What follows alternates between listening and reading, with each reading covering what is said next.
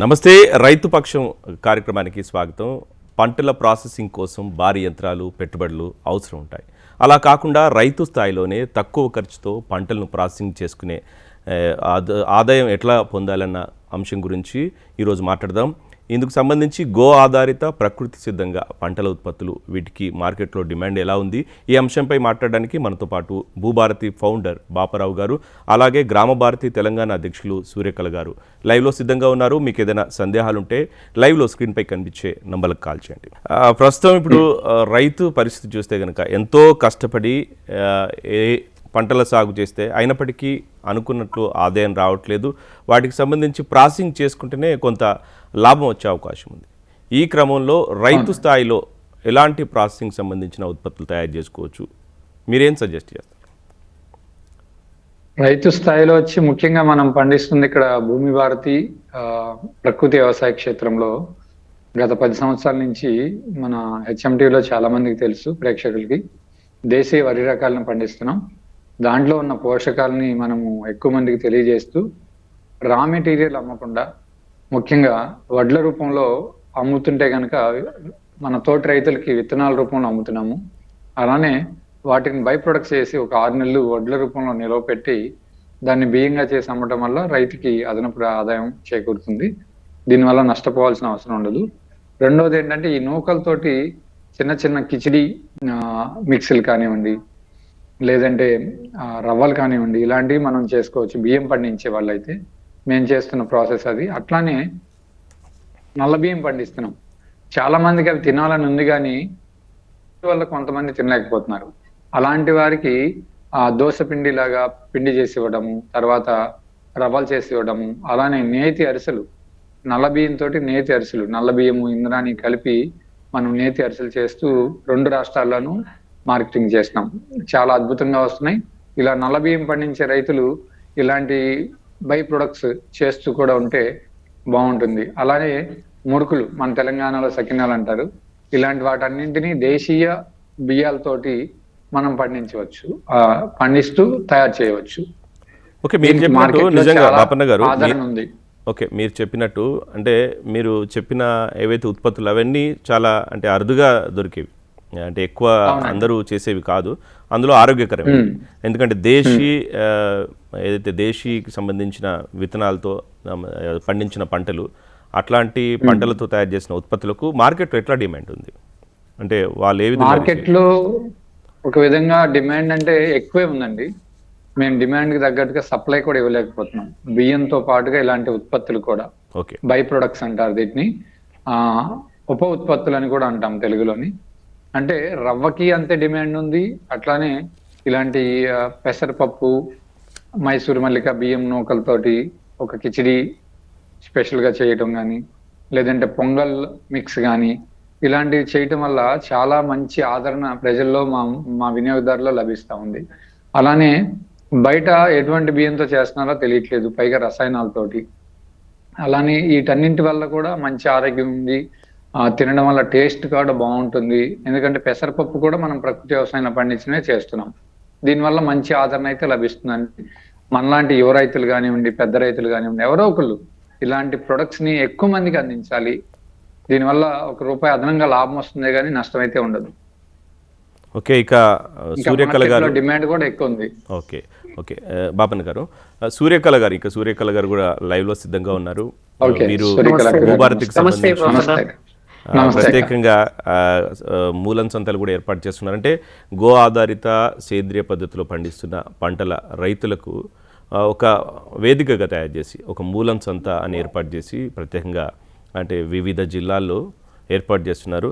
So ఈ క్రమంలో సంతలు ఏర్పాటు చేస్తున్నారు కదా మీరు, సూర్యకళ గారు, అంటే మీ ఉద్దేశం ఏంటి? అసలు ఈ సంతల ఉద్దేశం ఏంటి? ఈ సంతల ముఖ్య ఉద్దేశం అంటే, ఇది మొదలు పెట్టినప్పుడు దీని ముఖ్య ఉద్దేశం రైతులకు ఒక వేదిక, వాళ్ళ ముడి సరుకులు అమ్ముకోవడానికి, వాళ్ళ పంటలు అమ్ముకోవడానికి ఒక వేదిక అని. కానీ క్రమేపీ ఇది మనకు రైతులు నేరుగా వచ్చి అమ్ముకోలేకపోతున్నారు కాబట్టి కొంతమంది చిన్న చిన్న వ్యాపారస్తులు, మహిళలు, యువత వాళ్ళు వీటిని ఈ ఉప ఉత్పత్తులు ఏదైతే ఇప్పుడు బాపన్న గారు చెప్పారో అలాంటి ఉప ఉత్పత్తులు ఈ వేదికలో అందుబాటులో ఉంచుతున్నారు. మన రైతుల నుంచి నేరుగా తీసుకొని వాటిని ఇక్కడ అందుబాటులో ఉంచుతున్నారు. కొంతమంది రైతులు మాత్రం ఈ వేదికకి రాగలుగుతున్నారు.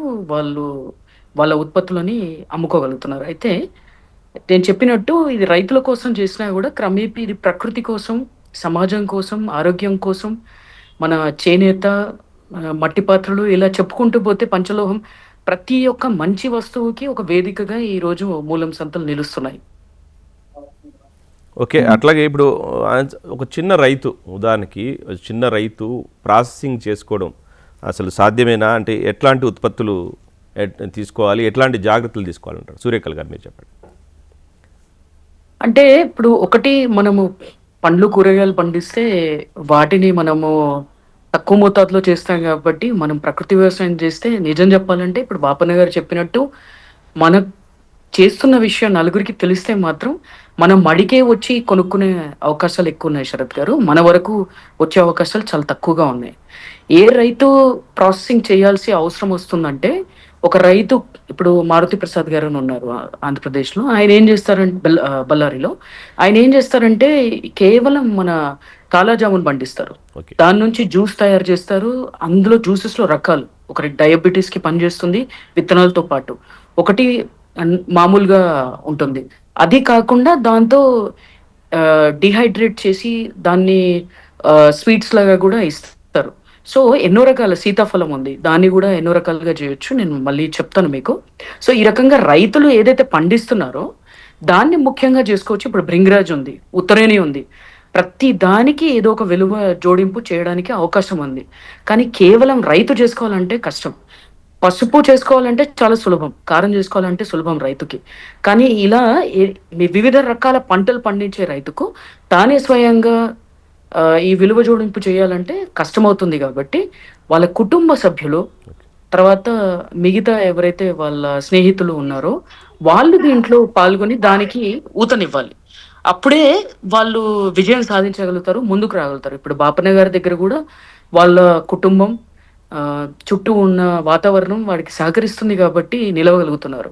అలా ప్రతి ఒక్కరూ నిలబడగలిగితే చిన్న రైతులు, పెద్ద రైతులు, ప్రకృతి వ్యవసాయం చేసే రైతులు ప్రతి ఒక్కరూ ముందుకు వచ్చే అవకాశం ఉంటుంది. ఓకే, బాపన్న గారు, ఇప్పుడు అందరికీ ఆరోగ్యంపై అవగాహన పెరుగుతుంది, అంటే ఆరోగ్యంగా ఉండే ఉత్పత్తులను తీసుకోవాలని ఆలోచిస్తూ ఉన్నారు. ఈ క్రమంలో అంటే మీరు చేస్తున్న ఏదైతే ఉత్పత్తులని ప్రాసెసింగ్ చేసి ఇచ్చిన ఉత్పత్తులను తయారు చేసి బయటకి ఇస్తూ ఉన్నారు, సో ఇట్లాంటి క్రమంలో ఎట్లాంటి వాటికి ఎక్కువ డిమాండ్ ఉంది? ఎట్లాంటి తయారు చేసుకోవచ్చు రైతు ఒకవేళ చేస్తే? డిమాండ్ అంటే ముఖ్యంగా సూర్యకళ అక్క గారు మూలం సంత చేస్తున్నట్లుగా ఇప్పుడు ఆంధ్రప్రదేశ్లో కానీ తెలంగాణలో కానీ చాలా చోట్ల ఇలాంటి ఎగ్జిబిషన్స్ కావచ్చు, లేదంటే మూలం సంత అనే పేరుతో కావచ్చు, లేదంటే వారాంతరపు సంతలని కావచ్చు. మన ఆంధ్రప్రదేశ్ రాష్ట్రంలో అయితే మన ప్రకృతి వ్యవసాయ విభాగం ద్వారా రైతు సాధికార సంస్థని చాలా అద్భుతంగా ప్రపంచవ్యాప్తంగా పనిచేస్తుంది. వారి ద్వారా గ్రామాల్లో పండిస్తున్న రైతులకి ఏం చేస్తున్నారంటే ప్రతి సోమవారం కలెక్టరేట్ ఆఫీస్ కి చాలా మంది అర్జీలు పెట్టుకోవడానికి వస్తారు జిల్లా వ్యాప్తంగా. అలాంటి చోట మనలాంటి కొంతమంది రైతులు అంటే సీడ్ టు సీడ్ అంటే విత్తనం భూమిలో నాటిన దగ్గర నుంచి విత్తనం తిరిగి తన ఇంటికి వచ్చేంత వరకు కూడా ఎటువంటి రసాయనాలు వాడకుండా ఉన్న రైతులను గుర్తించి అలాంటి రైతులు పండిస్తున్న పంటలు కావచ్చు, లేదంటే ఉపోత్పత్తులు కావచ్చు, లేదంటే కూరగాయలు కావచ్చు, వీటన్నింటికి కలెక్టర్ కార్యాలయంలో మనకి అవకాశం కల్పిస్తున్నారు. అలానే మండల స్థాయిలో ఎంపీడీఓ కార్యాలయాల్లో కానివ్వండి, ఎంఆర్ఓ కార్యాలయాల్లో కానివ్వండి, ఇలాంటి చోట్ల మనకి అవకాశాలు కల్పిస్తున్నారు. ఇలా తెలంగాణ రాష్ట్రంలో కూడా జరిగితే బాగుంటుంది. అట్లానే ఇలాంటి మన సూర్యకళ అక్క గారు లాంటి వాళ్ళు ఇనిషియేషన్ తీసుకొని రైతుల అభివృద్ధి కోసం, రైతుల యొక్క ముందడుగు కోసం వాళ్ళు చేస్తున్న ఈ మూలం సంతలు ఎంతో గొప్ప మనకి సపోర్ట్ ఇచ్చే ఒక అద్భుతమైన కార్యక్రమాలు అన్నమాట. వీటిలో ఎటువంటి వాటికి డిమాండ్ ఉంది అంటే ముఖ్యంగా మనం పళ్ళపొడి మేము సొంతగా తయారు చేస్తున్నాము. డాక్టర్ ఏల్చూరి గారి యొక్క ఆయుర్వేద పళ్ళపొడి, దీంట్లో గోమయ భస్మంతో కూడా కలిపి చేస్తాం. ఇలాంటి ఉత్పత్తులు వాడినప్పుడు చాలా మందికి నోటి దుర్వాసన, పండ్ల నుంచి చిగుళ్ళ నుంచి రక్తం కారడం, తర్వాత ఏదన్నా వేడిగా తిన్నా పళ్ళు తీపి పుట్టడం, లేదంటే ఏదైనా చల్లగా తాగినా పళ్ళు తీపి పుట్టడం, ఇలాంటి సమస్యలన్నీ తగ్గించే ఇలాంటి ఉత్పత్తుల్ని మనం తయారు చేసి ఇస్తున్నాం. దీనివల్ల థైరాయిడ్ సమస్య రావడానికి కూడా చాలా తక్కువగా అవకాశాలు ఉంటాయి. పేస్ట్లు వాడటం వల్ల మన రాజీవ్ దీక్షిత్ గారు చెప్పినట్టు శాస్త్రీయంగా నిరూపితం అయిన తర్వాత మేము గత 10 సంవత్సరాలుగా ఈ పళ్ళపొడి గోమయ భస్మం అంటే మనం ప్రతిరోజు ఉదయం సాయంత్రం ఆ సూర్య అస్తమయము సూర్యోదయంలో మనము అగ్నిహోత్రం చేస్తాం. తద్వారా వచ్చిన గోమయ భస్మాన్ని వినియోగించి 7 రకాల దినుసులు కలిపి ప్రకృతి వ్యవసాయంలో పండిన వాటితో కొన్ని కలిపి మనము ఈ పళ్ళపొడి తయారు చేస్తున్నాం. ఇలాంటి వాటికి చాలా సంప్రదాయ పద్ధతిలో అంటే ఏ విధంగా చేసుకోవచ్చు ఎట్లా అని చెప్తా ఉన్నారు. అలాగే అంటే మీరు ఇంతకుముందు ప్రస్తావించినట్లు ఏపీలో రైతు సాధారిక సంస్థ ఏర్పాటు చేస్తున్న ఏదైతే ప్రకృతి వ్యవసాయాన్ని ప్రోత్సహిస్తుంది, ఈ క్రమంలో ప్రకృతి వ్యవసాయంలో పండించిన పంటలకు ఏదైనా లింకేజ్ ఇచ్చి వాళ్ళు ఏదైనా తీసుకుంటున్నారా? ప్రస్తుతానికైతే వారు మార్కెటింగ్ గురించి తక్కువగానే ఉంది. ఎందుకు అంటే ఇప్పుడున్న పరిస్థితుల్లో మన సోషల్ మీడియా కావచ్చు, మన హెచ్ఎం టీవీ ఇస్తున్న తెలుగు నేలతల్లి ప్రోగ్రామ్స్ కావచ్చు, మాలాంటి ఎంతో మంది రైతులు మేము 2 తెలుగు రాష్ట్రాలకి పరిచయం అయ్యాం. మీ ద్వారా మేము ఈ వీడియోల రూపంలో వచ్చిన తర్వాత ఎంతో మంది మమ్మల్ని మీరు ఇచ్చిన వీడియోల ద్వారా మమ్మల్ని సంప్రదిస్తూ ఓన్ గానే మార్కెటింగ్ చేసుకోగలిగే శక్తి పెరుగుతా ఉంది. కాబట్టి ఎక్కువ నేలతల్లి కార్యక్రమం ప్రత్యేకంగా ఎన్నో కార్యక్రమాలు నిర్వహిస్తుంది. తద్వారా నేను ఎంతో మందికి పరిచయం అయినా అది నేను హెచ్ఎం టీవీకి ఎప్పుడూ రుణపడి ఉంటాను. అలాంటి చిన్న చిన్న రైతుల్ని మీరు తెలుగు 2 రాష్ట్రాల ప్రజలకి పరిచయం చేయటం, తద్వారా మేము చేస్తున్న పనిని మీరు ఎంకరేజ్ చేస్తూ మేము ఎలా చేస్తున్నామో చూపించడం, దానివల్ల 99% మాకు మార్కెటింగ్ సమస్య లేదు. మార్కెటింగ్ సమస్య ఉంది అంటే వాళ్ళు సోషల్ మీడియాని కానీ మన ప్రింట్ మీడియాని కానీ సరిగ్గా వినియోగించలేకపోవటం అనేది నా యొక్క అభిప్రాయం. సూర్యకళ గారు, కాబట్టి సూర్యకళ గారు ఇంకా మార్కెట్ సంబంధించి రైతులు ఏ విధంగా వాళ్ళకి ఎట్లాంటి ప్రణాళిక అవసరం అంటే మార్కెట్లో ముందుకెళ్ళడానికి? ఇప్పుడు పాపన్న గారు చెప్పినట్టు ఇప్పుడు అందరినీ హెచ్ఎం టీవీ కవర్ చేయలేదు, నేలతల్లి కవర్ చేయలేదు, అలాగే అందరినీ నేను పరిచయం చేయలేను. కాబట్టి సొంతంగా వాళ్ళు పండించే పంట గురించి, దాని విశేషత గురించి వాళ్ళు ముందు నుంచి వాళ్ళ చుట్టుపక్కల ఉన్న వాళ్ళకి వాళ్ళు తెలియజేస్తూ ఉండాలి. వాళ్ళ నెట్వర్క్లో వాళ్ళ ఫోన్ వాడి కనీసం వాళ్ళకు స్మార్ట్ ఫోన్ లేకపోతే వాళ్ళ పిల్లలతోటైనా సరే, పక్కవారితోటైనా సరే ఆ విషయాల్ని నలుగురికి చేరేటట్టు చూడాలి. అంటే ఈ పంట వేస్తున్నాము, దీని విలువ ఇది, ఈ రకమైన ఈ పంట తింటే ఇలాంటి ఉపయోగాలు ఉంటాయి అని తెలిసింది, దీనికి ఈరోజు ఈ పిచికారీ చేస్తున్నాం, ఆ పిచికారీ చేస్తున్నాం అని చెప్పేసి ప్రతిరోజు దాని గురించి వారు ప్రతిరోజు వారు కనుక ప్రచారం చేయగలిగితే, కనీసం వారంలో ఒకసారైనా ప్రచారం చేయగలిగితే దానికి మంచి గుర్తింపు ఉంటుంది. నేను చెప్పినట్టు రైతు మడిలోనే ఇవన్నీ అమ్ముకోవడానికి ఒక మంచి అవకాశం దొరుకుతుంది. అలాగే మన పాపని చెప్పినట్టు ఇప్పుడు దంతుమంజన ఒక్కటి చెప్పారు. దంతుమంజనే కాకుండా మనకు ప్రతి ఒక్క వస్తువు ఏదైతే రైతు పండిస్తున్నారో దాంట్లో విలువ జోడింపు అనేది చేసుకోగలిగితే బాగుంటుంది. ఇప్పుడు రైతుల్లో ఎలాంటి చైతన్యం వచ్చిందంటే, ఇప్పుడు మన మూలం సంత ఏదైతే మొదలు పెట్టామో రైతులు స్వయంగా మనకు చరవాణి ద్వారా సంప్రదించి వాళ్ళు అడుగుతున్న ప్రశ్న ఏంటంటే, మా జిల్లాలో మేము ఈ కార్యక్రమాన్ని చేయొచ్చా, మీరు మాకు సహకరిస్తారా అని చెప్పేసి అంటే చైతన్యం అనేది మొదలైంది. జిల్లాల్లోంచి రైతులు భాగ్యనగరంలో జరుగుతున్న సంతకు వచ్చి అమ్ముకోవడానికి చాలా కష్టం, చాలా ఇబ్బందులు ఉంటాయి. ఎందుకంటే వారు అంత ప్రయాణం చేసి రాలేరు. కానీ ఈ రకమైన సంతల ద్వారా నలుగురికి పరిచయం అవుతున్నారు, వాళ్ళ వస్తువులు వాళ్ళు అమ్ముకోగలుగుతున్నారు, ఎంతో మంది రైతులు విజయాన్ని సాధిస్తున్నారు. కాబట్టి ఇది ఒక వేదిక అయింది. కాబట్టి జిల్లాల్లో కూడా ఇలాంటి పరిచయ కార్యక్రమాల కోసం ఈ సంతలు చాలా ఉపయుక్తంగా ఉంటాయి. సో రైతుల్లో ఈ మార్పు అనేది కనిపిస్తుంది. ఇంకా చాలా మంది రైతులు ముందుకు వస్తే బాగుంటుంది. శరత్ బాపన్న గారు, ఇప్పుడు దేశీ విత్తనానికి సంబంధించి మీరు చాలా ప్రోత్సాహం అందించారంటే రైతులను దేశీ విత్తనం సాగు చేస్తే వాటి ప్రయోజనం అని చెప్పారు.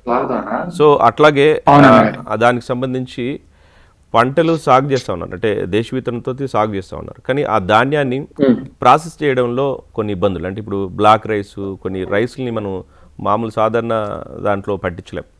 సో అట్లాంటి క్రమంలో ఈ యంత్రాలకు సంబంధించి కానీ ఎట్లాంటివి వినియోగించాలి, ఏం చేస్తూ ఉన్నారు? మనము ఈ ప్రాసెసింగ్ మిల్స్ లో అయితే కనుక మనం ముందంజలోనే ఉన్నాము ఈ విషయంలో చెప్పుకోవాలనుకుంటే.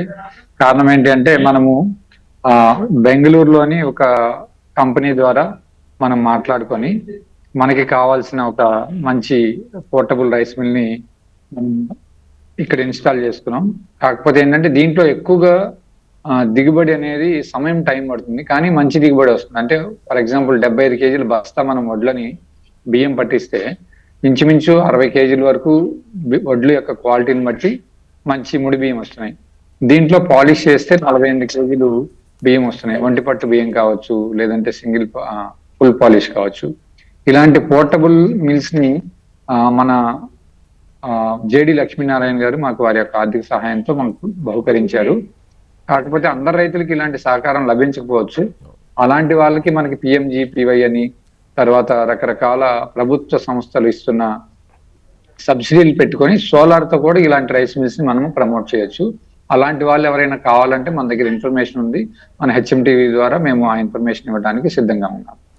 ఓకే, సూర్యకళ గారు, అంటే ఇప్పుడు రైతులు మార్కెటింగ్లో ముందుకెళ్ళాలంటే అంటే ఒంటరిగా బెస్టా? అంటే ఇప్పుడు ఫర్ ఎగ్జాంపుల్ వాళ్ళు తయారు చేసుకుంటూ వాళ్ళ ఉత్పత్తులను మార్కెట్ చేసుకోవడం బెస్టా, లేకపోతే ఇప్పుడు ఎఫ్ఏఓలు ఫార్మర్ ప్రొడ్యూస్ ఆర్గనైజేషన్స్ పెట్టుకోవడం వల్ల లాభం ఉందా? సమిష్టిగా పనిచేస్తే ఎప్పుడైనా ఎక్కువ లాభాలు ఉంటాయి. ఎఫ్పిఓస్ పెట్టుకుంటే ఎన్నో ప్రోత్సాహకాలు ప్రభుత్వం నుంచి పొందొచ్చు. అలాగే ఒక విషయాన్ని ఒకరు చేయలేకపోయినా ఇంకొకరు చేయడానికి ఒక పెద్ద అవకాశం ఉంటుంది. ఎందుకంటే రైతు పంట మీద దృష్టి పెట్టడానికి పూర్తి అవకాశం ఉంటుంది. రైతులు పంట మీద దృష్టి పెట్టకుండా ప్రాసెసింగ్ మీద దృష్టి పెడితే పంట నష్టం అయ్యే అవకాశాలు కూడా ఎక్కువ ఉంటాయి. ఎందుకంటే కుటుంబంలో అందరూ సహకరించినప్పుడు అలాంటి ప్రమాదాలు ఉంటాయి. కాబట్టి ఎఫ్పిఓలు ఇలాంటి సొసైటీస్ ఏవైతే ఉన్నాయో చాలా ఉపయోగపడతాయి. నేను ఇప్పుడు చెప్పినట్టు ఇప్పుడు సంత వేదికగా కొంతమంది రైతులు కూడా కలిసి ఈ సంతల్ని మొదలు పెట్టడానికి ముందుకు వస్తున్నారు.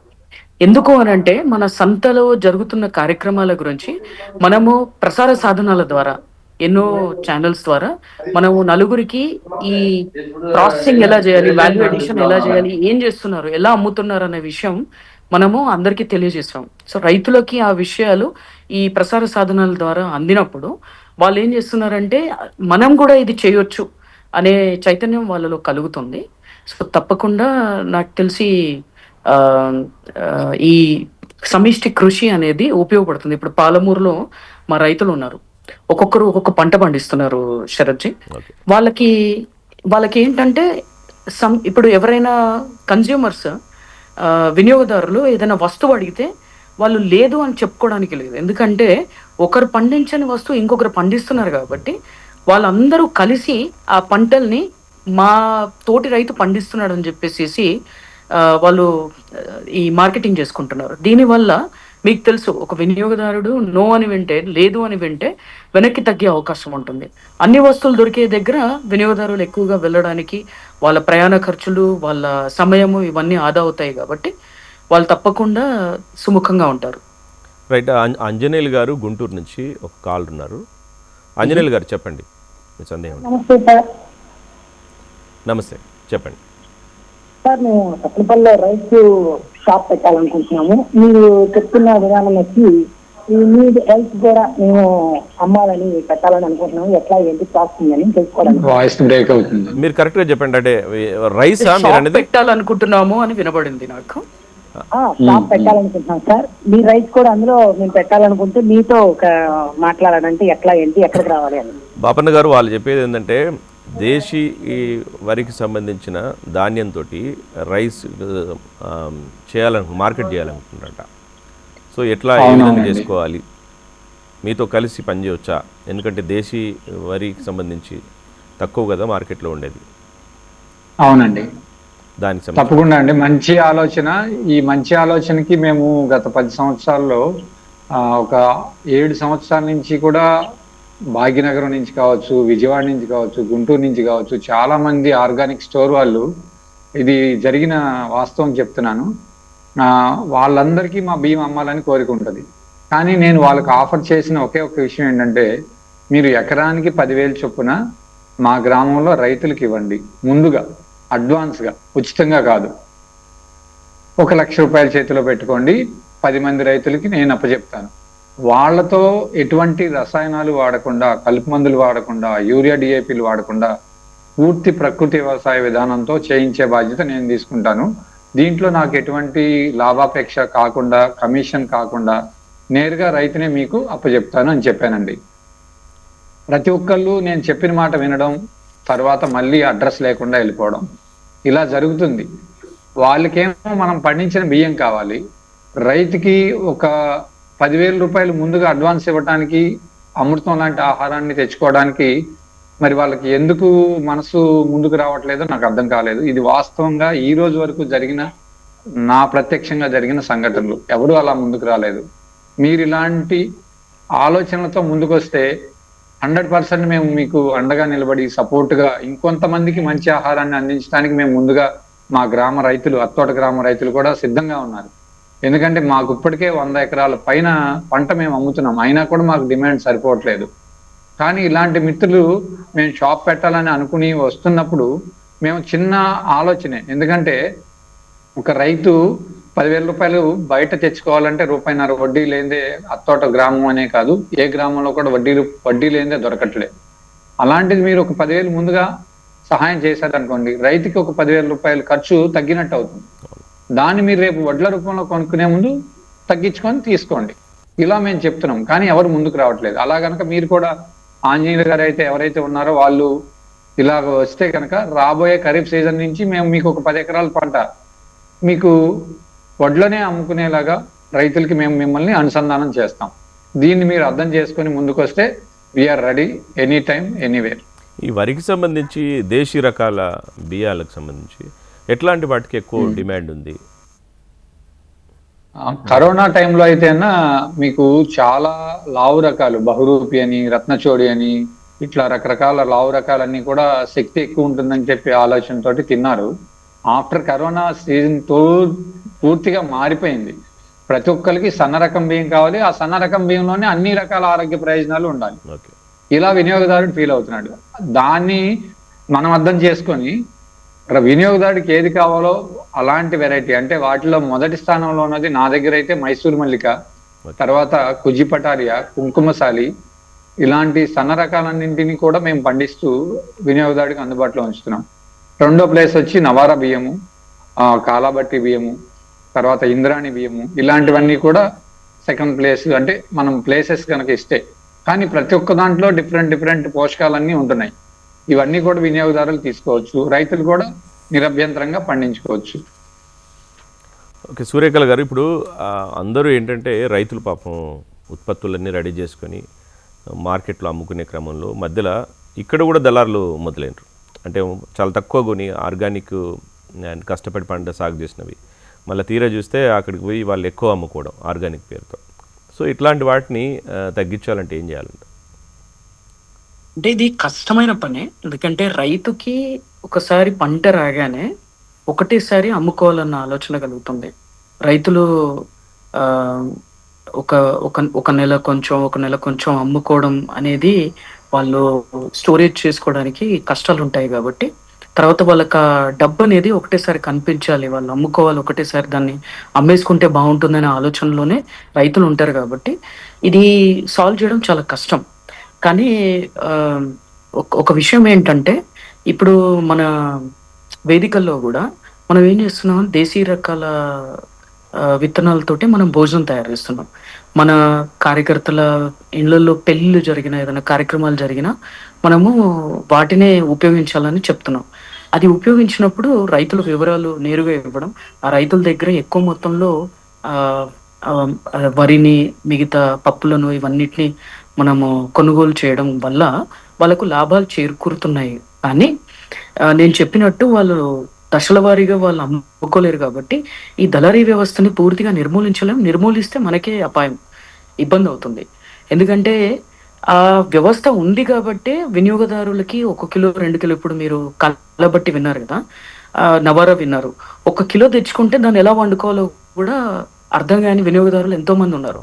అలాంటి వాళ్ళకి మనం 25 కిలోల బస్తా ఇచ్చిన రైతులు అది కూడా ఒప్పుకోరు కదా, క్వింటల్ అమ్ముకోవాలని చూస్తారు. 25 కిలోల బస్తా ఇచ్చినా కూడా వాళ్ళు ఏం చేసుకోలేరు. దానివల్ల మనకు నష్టమే చేకూరుతుంది కానీ ప్రయోజనం ఉండదు. కాబట్టి ఈ దళారీ వ్యవస్థ నిర్మూలన కావాలంటే ఒకటే ఏంటంటే, నేను చెప్పినట్టు ఇంతకు ముందు మన వేదికలు, సంత అని చెప్పను, ప్రతిసారి సంత అంటే కూడా బాగుండద్దు. ఈ ఎఫ్పిఓస్ కానీ ఏ వేదికలు కానీ లోకల్గా ఉన్న రైతుల్ని పరిచయం చేయాలి. అది మన పెళ్లి వేదిక కూడా కావచ్చు. దాంట్లో మన లోకల్గా ఉన్న రైతుల్ని మనం గనక అందరికీ పరిచయం చేస్తే, ఆ రైతుల్లో పండిస్తున్న పంటల గురించి మనం తెలియజేయగలిగితే, ఆ రైతుల దగ్గరికి వెళ్ళి వినియోగదారులు నేరుగా కొనుక్కోవడానికి పూర్తి అవకాశం ఉంటుంది. ఆ పథంలో నడిస్తే మాత్రం ఈ దళారీ వ్యవస్థ పూర్తిగా నిర్మూలన అవుతుంది. ఎందుకంటే పంట ఎప్పుడొస్తుందా అని వినియోగదారులు అందరూ ఎదురు చూస్తూ ఉంటారు. అడ్వాన్స్ డబ్బులు ఇస్తారు. ఇప్పుడు అత్తోట గ్రామంలో ఎలాగైతే అడ్వాన్స్ ఇచ్చి రైతుల దగ్గర కొనుగోలు చేస్తున్నారో అలా అడ్వాన్స్ ఇచ్చి కొనుక్కుంటారు. కాబట్టి దీనికి మనము ఒక అడ్డుకట్ట వేయడానికి అవకాశం ఉంటుంది. నెక్స్ట్ కాలర్ దామోదర్ రెడ్డి గారు కేశవ సముద్రం నుంచి రెడీగా ఉన్నారు. దామోదర్ రెడ్డి గారు చెప్పండి మీ సమస్య. చెప్పండి, వినిపిస్తుంది. హలో, టీవీ యాజమాన్యానికి మరియు ప్రేక్షకులకు మరి పాల్గొన్నటువంటి అచ్చంపేట రైతులకి నమస్కారాలండి. నమస్తే. సో ఇది పండియడం అనేది ప్రకృతి వ్యవసాయం దీంట్లో ముఖ్యమైనది ఏంటంటే ఒక యజ్ఞం లాంటిదండి. నిరంతరము కృషి వదులే కావాలి. దీన్ని నేను అమ్ముకోగలుగుతున్నాను ఒక 8,000 మందికి నా స్వతహాగా. ఒక ఊనుక తప్ప ఏది కూడా పోదు మాది బయటికి. సో పల్లి కానీ, కంది కానీ, పసుపు కానీ, తర్వాత అదేవిధంగా పసుపు 22 రకాలు కానీ అమ్మడం జరుగుతుంది. ఇవి 19 సంవత్సరాలు అడుగు పెట్టాను, అందియలేకపోతున్నాను.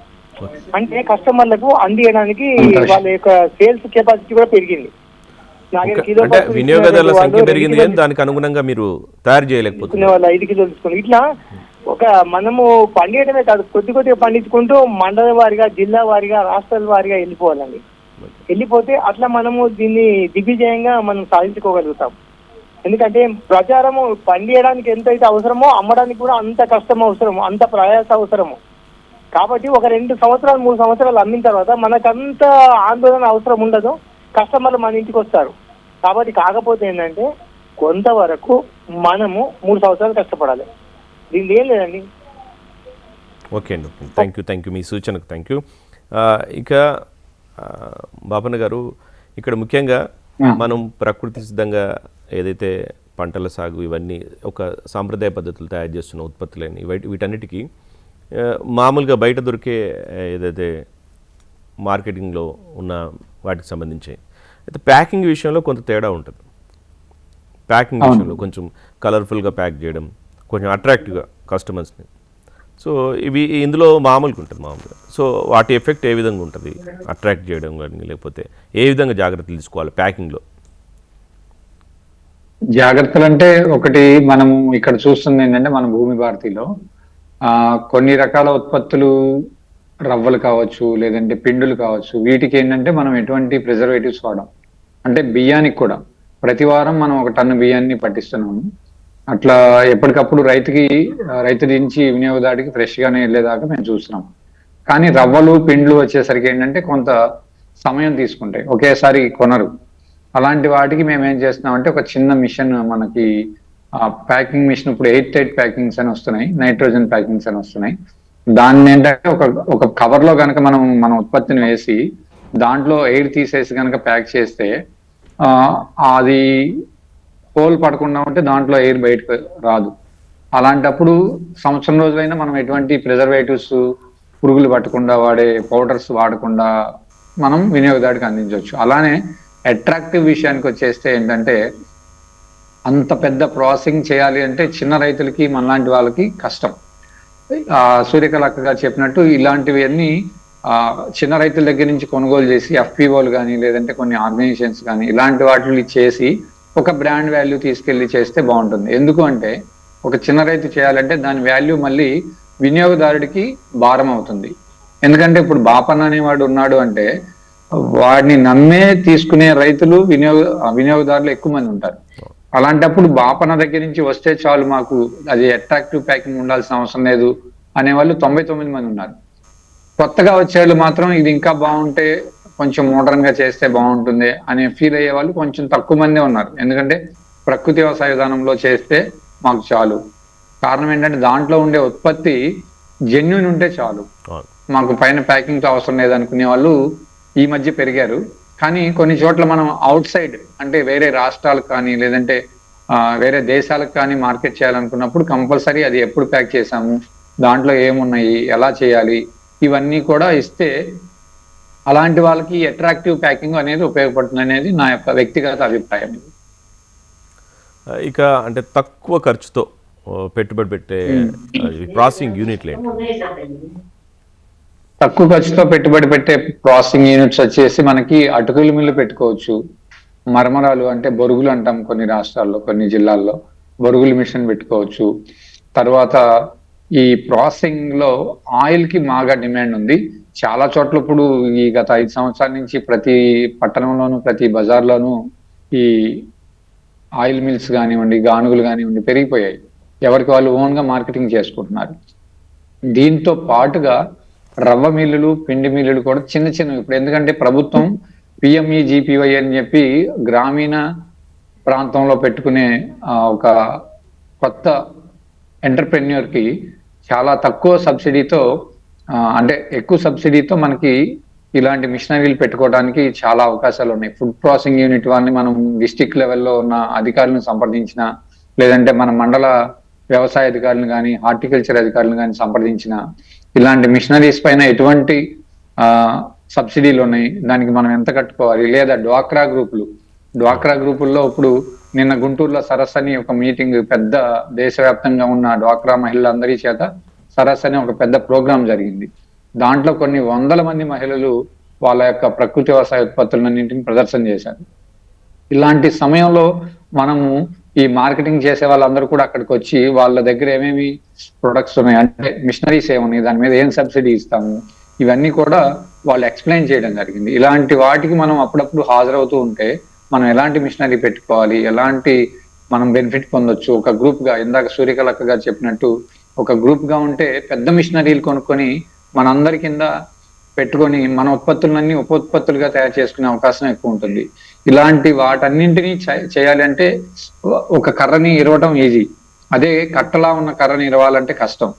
అలాంటి సామెత ద్వారా మనము ఎఫ్పిఓల ద్వారా కానీ, లేదంటే మ్యాక్స్ సొసైటీల ద్వారా కానీ మనం రిజిస్టర్ అయ్యి ఎక్కువ మంది దీన్ని ఉపోత్పత్తుల్ని పెంచుకునే స్థాయిలో కనుకుంటే ఒక రైతుతో కాకుండా కొన్ని వందల మంది రైతులు ఒక గ్రామంలోనే ఎక్కువ ఉపాధి పొందొచ్చు, ఆదాయం కూడా అదనంగా పొందొచ్చు. రైట్. సూర్యకళ గారు, ఇప్పుడు బాపన్న గారు చెప్పినట్టు మహిళలకు సంబంధించి ఎట్లాంటి ఉపాధి అవకాశాలు ఉన్నాయి అంటే మీరు గమనిస్తే ఎట్లాంటి ఉత్పత్తులు తయారు చేసుకోవచ్చు మహిళలకు? ఎందుకంటే ఇప్పుడు వ్యవసాయంలోకి మహిళలు కూడా ఎక్కువ వస్తున్నారు. అప్పుడు ఒకప్పటిలాగా లేకుండా వ్యవసాయంలోకి ఎక్కువ మహిళా రైతులు ప్రకృతి వ్యవసాయం కూడా చేస్తున్నారు. అంటే శరత్ గారు, మహిళలు ముందు నుంచే ఉన్నారు ఎక్కువ మంది. వాళ్ళు చేసే పనులు బయటికి కనిపించవు. మనకు రైతు అనగానే పొలం ఎవరి పేరు మీద ఉందో వారే గుర్తొస్తారు, కానీ పనిచేసేవారు ఎక్కువ మంది మహిళలే, మునుపైనా ఇప్పుడైనా కూడా. అయితే మహిళా రైతులు ఎక్కువ మంది కనిపించడం మొదలు పెట్టారు ఈ మధ్య, నా అభిప్రాయంలో. అయితే ఈ మహిళా రైతులు లేకపోతే మహిళలైనా సరే వీళ్ళు ఏం చేయొచ్చు అంటే ఈ విలువ జోడింపులో వాళ్ళకు ఎక్కువ సృజనాత్మకత ఉంటుంది, వాళ్ళకి ఎక్కువ ఆసక్తి ఉంటుంది. ఆ పనుల్లో వాళ్ళు చురుగ్గా పనిచేస్తారు కాబట్టి అవి వారు చక్కగా చేయగలుగుతారు. అలా చేయగలిగినప్పుడు ఆ ఆ రైతులకి ప్రయోజనం చేకూరుతుంది. ఎవరైతే పంట పండిస్తున్నారో ఈ మహిళలకు కూడా ఉపాధి కలుగుతుంది. వాళ్ళు సమిష్టిగా మహిళలందరూ ఒక కోఆపరేటివ్ సొసైటీగా ఫామ్ అయ్యి వాళ్ళు గనక కొన్ని వస్తువుల్ని తయారు చేసి అమ్మగలిగితే బాగుంటుంది. ఉదాహరణకు మన సంతలో కొంతమంది మహిళలు మన మిల్లెట్స్తో తయారు చేసిన మురుకులు, లడ్డూలు, ఇలా చెప్పుకుంటూ పోతే ఎన్నో రకాల సాంప్రదాయ వంటకాలు వాళ్ళు ఒక గ్రూప్గా ఏర్పడి చేసి అమ్ముకోగలుగుతున్నారు. అది ఎందుకు చేయగలుగుతున్నారు అని అంటే సమిష్టి కృషి ద్వారానే. ఒక్కరు చేయాలంటే అన్ని వస్తువులు ఒకరు చేయడం, ప్రజెంట్ చేయడం చాలా కష్టం అవుతుంది. కాబట్టి అందరూ సమిష్టిగా ఒక యూనిట్గా తయారయ్యి అది చేయగలుగుతున్నారు. అలాగే మన దేశీ వంగడాలు ఏవైతే మన బాపన్న గారు చెప్పారో అవే కాకుండా దుధేశ్వర్, కాలబట్టి, ఇలా ఎన్నో రకాలు ఉన్నాయి. వీటన్నిటితోటి వాళ్ళు మురుకులు తయారు చేస్తున్నారు, లడ్డూలు తయారు చేస్తున్నారు, బిస్కెట్స్ తయారు చేస్తున్నారు. మన వనపర్తిలో కూడా గవర్నమెంట్ సపోర్ట్ తో, కలెక్టర్ గారి సపోర్ట్ తో ఒక యూనిట్ కూడా ఏర్పాటు చేసి. కృష్ణారెడ్డి గారు కొత్తూరు నుంచి ఒక కాలర్ లైన్ లో ఉన్నారు. కృష్ణారెడ్డి గారు చెప్పండి. హలో, చెప్పండి, వినిపిస్తుంది. సార్ సార్ సార్ చెప్పండి కృష్ణారెడ్డి గారు, వినిపిస్తుంది. నమస్కారం సార్. నమస్తే. రైతులు చాలా యూరియా ఎక్కువ వాడుతారు సార్ నా ఉద్దేశం. నేను ఇంకొకటి సార్, నేను వరి, పత్తి, మక్క పంట పండిస్తాను సార్. నేను సార్ చెప్పండి, వినిపిస్తుంది, చెప్పండి కృష్ణారెడ్డి గారు. రైతులు శాస్త్రవేత్తల ప్రకారం యూరియా వాడతలేదు సార్. ఓకే. ఇప్పుడు శాస్త్రవేత్తలు ఏం చెప్తారంటే వరికి 90 కిలోలు 3 సార్లు చల్లాలి, నాటిన 25 రోజులకు 25 కిలోలు, మళ్ళీ నాటిన మళ్ళీ 25. కృష్ణారెడ్డి గారు, అంటే ఇది ఈ కార్యక్రమం ప్రత్యేకంగా ప్రాసెసింగ్ సంబంధించి సంప్రదాయ పద్ధతిలో రైతులు ఏ విధంగా ప్రాసెసింగ్ చేసుకోవచ్చు విలువ పంటల చూడండి. ఉద్దేశం కేవలం దాని గురించి మాత్రమే. చివరిగా బాపన్న గారు, మీరు అంటే సంప్రదాయ పద్ధతిలో ఏ విధంగా రైతులు చేసుకోవచ్చు, ఎట్లాంటి ప్రాసెసింగ్ యూనిట్లు పెట్టుకోవచ్చు అని చెప్పండి. సాంప్రదాయ పద్ధతిలో వచ్చేసండి ఇప్పుడు మనం ఇందాక చెప్పుకున్నట్లయితే పోర్టబుల్ రైస్ మిల్ ఒకటి, రెండవది రవ్వలతోటి మనం ఈ బియ్యం ఇప్పుడు పాలిష్ చేసినప్పుడు నూక అవుతుంది. ఈ నూకని మనము 20 రూపాయలకి అమ్ముకోవాల్సి వస్తా ఉంది. అదే గనక దాన్ని కొంచెం క్లీన్ చేసి డీస్టోనర్ లో దాన్ని రవ్వగా చేసుకొని మనం నీట్ గా ప్యాక్ చేసి ఇస్తే కనుక 50 రూపాయల వరకు మనం, లేదా 60 రూపాయల వరకు, అది వెరైటీని బట్టి దాని యొక్క తరుగుని బట్టి మనం మంచి ధర నిర్ణయించుకోవచ్చు. రెండవది పిండి మిల్లు, పోర్టబుల్ పిండి మిల్లు కూడా ఇప్పుడు చాలా జస్ట్ ఒక మన చిన్న సౌండ్ బాక్స్ అంతా 3x2 కూడా సైజులు వస్తున్నాయి. అలాంటి పిండి మిల్లులు కూడా మనం పెట్టుకోవచ్చు. ఇందాక సూర్యకళక్క గారు చెప్పినట్టు ఒక కుటుంబం మొత్తం గనక మనం వెనక సపోర్ట్ ఉండి చేసుకోగలిగితే, మనము సాఫ్ట్వేర్ కంపెనీల్లో లక్షలు సంపాదిస్తున్నాం అని చెప్తున్నారు కదా, అలాంటి డబ్బులు మనకి కావాలి అనుకుంటే ఒక కుటుంబం ఇలాంటి అన్ని యొక్క ఉత్పత్తులు కనుక తయారు చేయగలిగితే మంచి ఆదాయం లభించడమే కాకుండా ఎంతో మందికి ఆరోగ్యాన్ని ఇచ్చిన వాళ్ళం కూడా అవుతాం. రైట్. అలానే థ్యాంక్ యూ సో మచ్ ఈ చర్చలో పాల్గొన్నందుకు. ఇందుకు సంబంధించి అంటే ప్రత్యేకంగా ప్రాసెసింగ్లో సంప్రదాయ పద్ధతిలో ఏ విధంగా చేసుకోవాలి అంటే రైతు స్థాయిలోనే, కేవలం రైతు తన ఇంట్లోనే రైతు స్థాయిలో ఏ విధంగా చేసుకోవాలని చాలా వివరంగా చెప్పారు. ఇది ఇవాల్టి రైతు పక్ష కార్యక్రమం. నమస్తే.